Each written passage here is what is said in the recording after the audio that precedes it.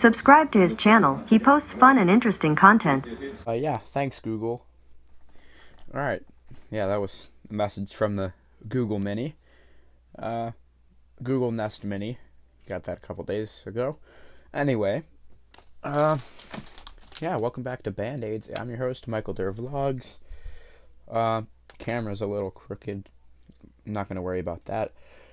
But, yeah, so basically, in here for another episode, Ep.9. 9 episodes already in the book, just doing my own episodes in quarantine. First episode, I think if you look back at the date, it was literally one of the couple first days. I think it was like the first week after quarantine started. So that's an interesting fact about when the show started and everything. This is all just marching band news. Well, it's a marching band podcast, but in quarantine we're going to talk about stuff that's happening around Bloom, around the world, just nationally,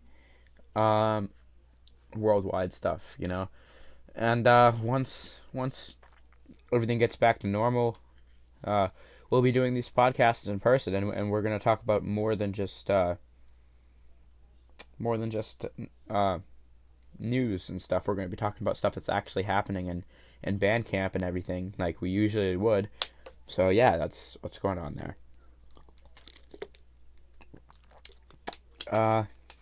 So the first story that we have today, Keemstar. He posted a video today called H3H3 Lies, and basically what that's about. H3H3 is a YouTuber. If you guys don't know, you guys can go look him up. He posted this video, and he was blaming, and this was the worst part of it. He was blaming Keemstar for Etika's death, and Etika was a YouTuber, did reactions, he gamed a lot, who was dealing with mental problems, and he committed suicide. And Keemstar, the reason why H3H3 is saying this is because Keemstar said some pretty hurtful things to him before that, but I think that it was in a joking way, and Keemstar said in the video that they were actually friends off of YouTube. They were friends in real life. So anyway, H3H3 accuses Keemstar of killing him, which I don't know how, because it was a suicide. But that shouldn't be said on YouTube. It shouldn't be said, and nobody should accuse anybody of anything if that's something that serious. If they don't know what they're talking about, that's not really cool or funny or even laughable. So, yeah, that's that story. In other news, Logan Paul has recreated his colorblind video from 3 years ago when he put on those colorblind glasses. Because if you guys don't know, he's red and green colorblind. He admitted the first time that he tried to do that video, the first time he did that video, he didn't have to cry, and he got all teary and everything on purpose, just for an act for the vlog. But no, he actually said that it was actually really something really special, and it didn't need to be made that emotional. So that's that. And KSI and Logan Paul got into some beef on YouTube because of stuff that Logan Paul said on Impulsive, which is his podcast. He was talking that KSI was getting chirpy, and KSI was talking about him and everything. And then KSI responded back and saying that he's salty about losing the fight and everything, and he still is. And then he was talking about how Logan Paul is rebranding his clothing line. It was merch before that, but he's calling it a clothing line now, so I'm just gonna go with that. So KSI was saying that nobody's gonna want to wear his clothes, and imagine buying clothes from a loser and everything. But like here's where I come to Logan's defense, and this is why. The sidemen have clothes. Not everybody wants to buy the sidemen's clothes either, and everyone has the right to talk about whatever they want on YouTube, unless it's if it's inappropriate, then they don't. But everyone has their own right to talk about what they want on YouTube, because it's a sharing platform where you can share videos and everything. And Logan Paul never went at KSI. He never took a dig at him. He never started drama. He again in the podcast, he mentioned one thing about KSI and he went on with it. He was just mentioning him purely. He was just making a mention about him. So I don't understand why KSI had to continue that. He could have just let it go and said, "Okay, cool, I'm being talked about, fine." There's hundreds of YouTubers daily or yearly rather, that make a video about KSI. So that's what happens there. And it's not merch. It's not just Logan Paul's merch. It's a clothing line throughout the whole house. It's being remarketed and rebranded. It's not just him who's creating the merch. It's several other people who are working together and doing that. So KSI is not one there. Like, it's kind of getting old with all the YouTube boxing drama that's not even happening. I have more stories about KSI and the Paul brothers and stuff. But it's kind of getting old, Logan Paul and KSI. Yeah, they boxed twice. This doesn't need to be talked about anymore. Personally, me, I don't care who has put it, through their mouth or anything. I don't care who's talked about it. It's really, really, really, really, really getting old. And I think a lot of people think that, and I don't see a part 3 happening. Personally, I think Jake Paul's a way better boxer, and I think Logan should quit boxing and go over to MMA, mixed martial arts, because he did have a wrestling background and he was an accomplished high school football player. I don't know why he didn't play in college, because he's really good, but he was a really good high school football player, which to play football, like I know myself, you have to be very, very, very, very, very physical. You got to show up to practice. You got to do a lot of stuff. So it's not easy. And same thing with boxing. If you want to be a good boxer, you got to practice. You got to do a little bit this and that. And with this pandemic around, it's making it harder for us to do a lot of stuff. But anyway, that's what's going on. I just don't think it should be talked about anymore. And I don't know why I'm talking about it. Probably just to bring you guys some news. So in other news, Jake Paul, he was talking about KSI because they are apparently set to fight in 2020. Now, KSI wants this fight in 2021 because of the current state of the world, the current pandemic. Well,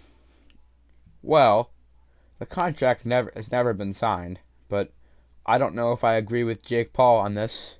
I'll tell you why in a second here. I gotta drink some water. My mouth's getting dry.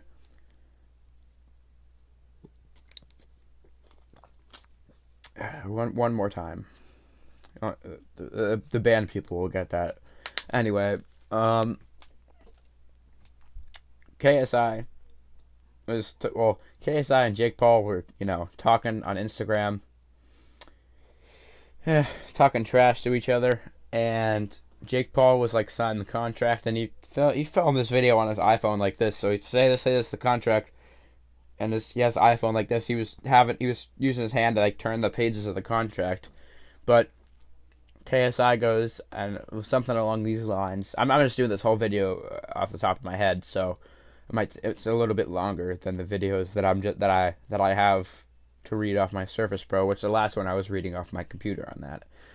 But anyway, KSI said something like, "Oh, well, you challenged me to a fight, so like, why is your name first? Like, it should be KSI versus Jake Paul."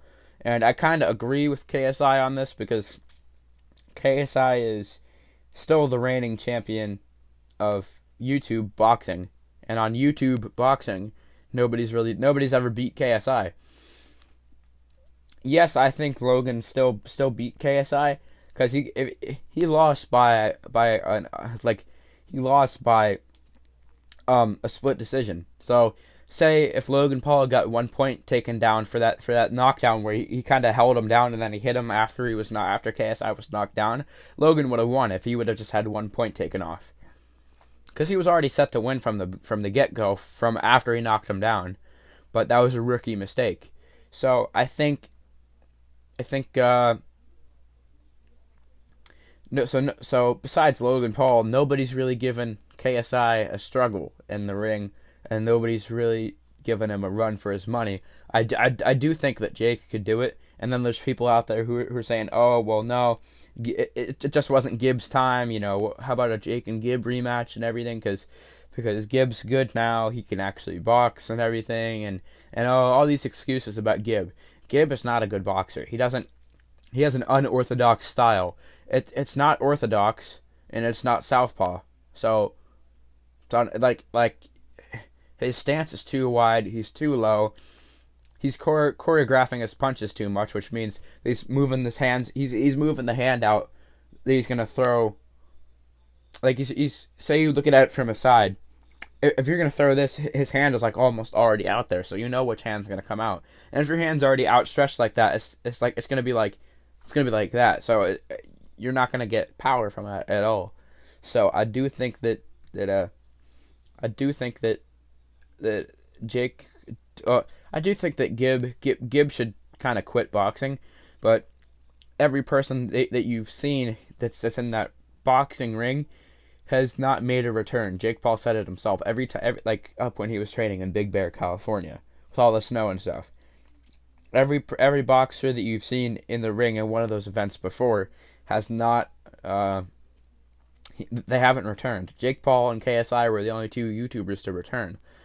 And then there were people saying that Jake and Deji should box again. And Deji would get clapped automatically.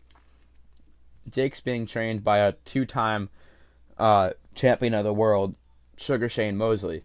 So, and my thing for the reason why Logan Paul won or lost all the fights, that he nearly got a tie against KSI the first time, and he lost this one by a point.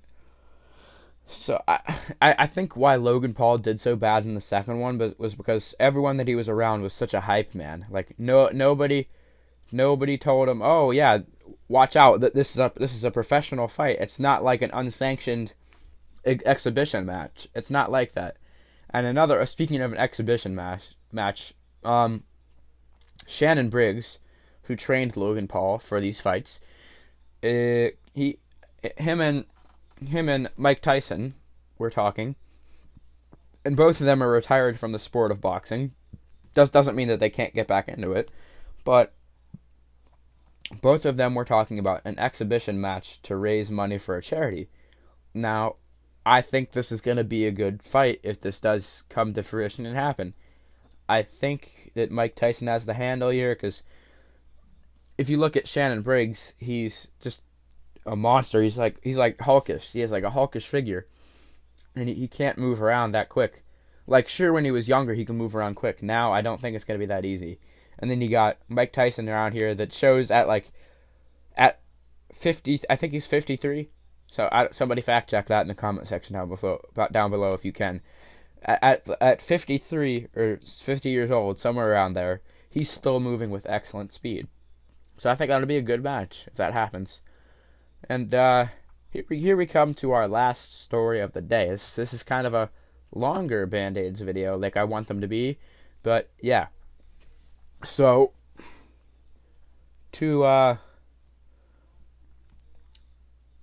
I think I'm forgetting one story, but it might come to mind. But yeah. So next story: Big Ben Roethlisberger, Pittsburgh Steelers quarterback. Big Ben Roethlisberger he's came back. He said that after his elbow injury that left him out for the season, he said that he was not going to shave his beard or cut his hair until he could throw again, a legit NFL pass. And he was saying that because it's just something to get him motivated to come back and get him motivated to do that. We saw months ago that he still had his beard. It was like down to here. He looked like Yukon Cornelius from Rudolph the Red-Nosed Reindeer. He looked like Tom Hanks in Castaway. So, like, yeah. And he wasn't even throwing an NFL pass there. He was inside a ventilated, cold gym that, he was just throwing the ball lightly. The thing that he started out was doing, he started out throwing tennis balls far. And now he's throwing at max effort, and he released a hype video. He released a hype video on that. So yeah. Now the last story that we have, it also deals with the Pittsburgh Steelers. Pittsburgh Steelers wide receiver Ryan Switzer has commented on Roethlisberger's return, and he said that, quote, he just lets the thing zip, and he's looking a lot more better than he was before, and he's looking like an NFL caliber quarterback like he was originally. Now, I have a theory on this. If they can do really good with a fourth string undrafted quarterback in Devlin Hodges, or known as Duck Hodges, and they went 8-8 with a fourth string quarterback, almost made it to the playoffs if they would have just won one more game. Imagine what they can do with a first string quarterback. Like, I predict that they go 12-4, and I predict that they win the football game against the Ravens. I think it's week 4. They win week 4 against the Ravens, and they lose the week 12 matchup during Thanksgiving against the Baltimore Ravens. Now, this is the first time that the Steelers have played in Thanksgiving in a long time. So I'm grateful for that. So yeah. Anyway, that's the end of Band-Aids. I hope you guys all enjoyed. And yeah, I'd greatly appreciate it if you guys go subscribe to my YouTube channel. Don't say that a lot. I don't say that a lot because I don't like self-promotion. But yeah, I let it slip out a couple more times. I'm working on song 8 and 9. Well, not song 8 and 9. I'm just gonna put 2 more songs out for Roll the Dice as a playlist itself. So yeah, maybe I'll do a feature with another person on the song. Maybe I won't. I don't know.